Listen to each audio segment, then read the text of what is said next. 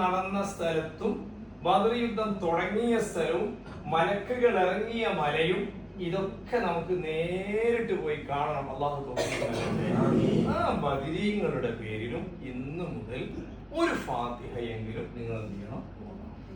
അപ്പൊ അവരുടെയൊക്കെ ഒരു സഹായം നമുക്ക് ഉണ്ടാവും, പ്രത്യേക സഹായങ്ങൾ ഉണ്ടാവും. ഇൻഷാ അല്ലാഹ്. അല്ലാഹു തആല നമുക്ക് തൗഫീഖ് നൽകട്ടെ. രണ്ടാളെ കൊണ്ടുപോകാൻ തീരുമാനിച്ചു.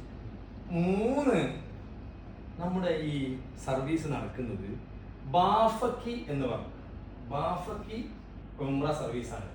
ബാഫക്കി എന്ന് പറഞ്ഞാൽ മഹാനായ സയ്യിദ് അബ്ദുറഹ്മാൻ ബാഫക്കി തങ്ങളുടെ പേരിലാണ് ഈ സ്ഥാപനം ഉള്ളത്. ബാഫക്കി തങ്ങൾ ജന്നത്തുൽ മുഅല്ലയിൽ ഖദീജ ഉമ്മാടെ അടുത്ത് അന്ത്യവിശ്രമം കൊള്ളുകയാണ്.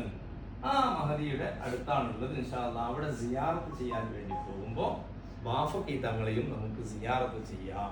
ഒരു ഫാത്തിഹ ബാഫക്കി തങ്ങളുടെ പേരിൽ ഏതെങ്കിലും ഒരു സമയത്ത്.